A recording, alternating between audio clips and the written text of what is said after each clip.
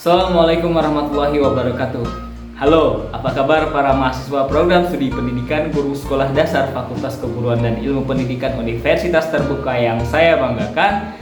Senang sekali rasanya saya Indra Gunawan, tutor Anda untuk mata kuliah Pendidikan Ilmu Pengetahuan Sosial di Sekolah Dasar atau Pendidikan IPS di SD, dapat berjumpa lagi dengan saudara-saudara rekan-rekan mahasiswa sekalian di sesi kelima tutorial mata kuliah ini, yang dimana kita akan membahas topik yang tidak kalah menarik dari sesi-sesi sebelumnya, yakni tentang metode, media, dan pemanfaatan sumber belajar IPS kelas 3 dan 4, dimana kita akan membahas tentang subpokok bahasan merancang metode pembelajaran dengan berlandaskan 5 pendekatan. Yang pertama pendekatan kognitif, yang kedua sosial, kemudian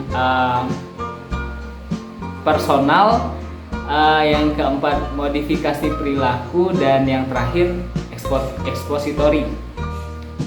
Saya kembali mengingatkan rekan-rekan mahasiswa untuk terlibat aktif dalam sesi tutorial ini.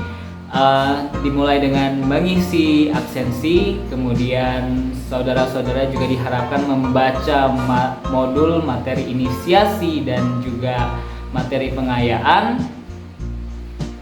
Saudara-saudara mahasiswa juga saya harapkan mengikuti diskusi dengan membaca feedback dari saya untuk sesi pertama dan kedua.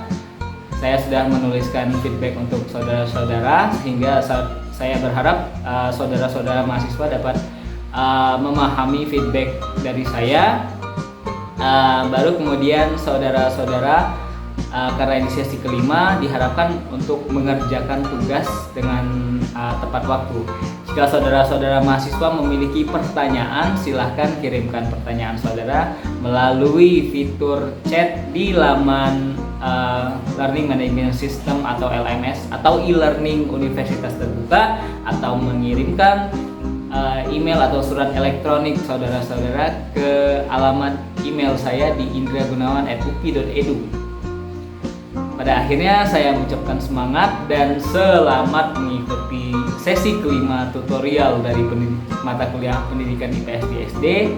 Saya akhiri, wassalamualaikum warahmatullahi wabarakatuh.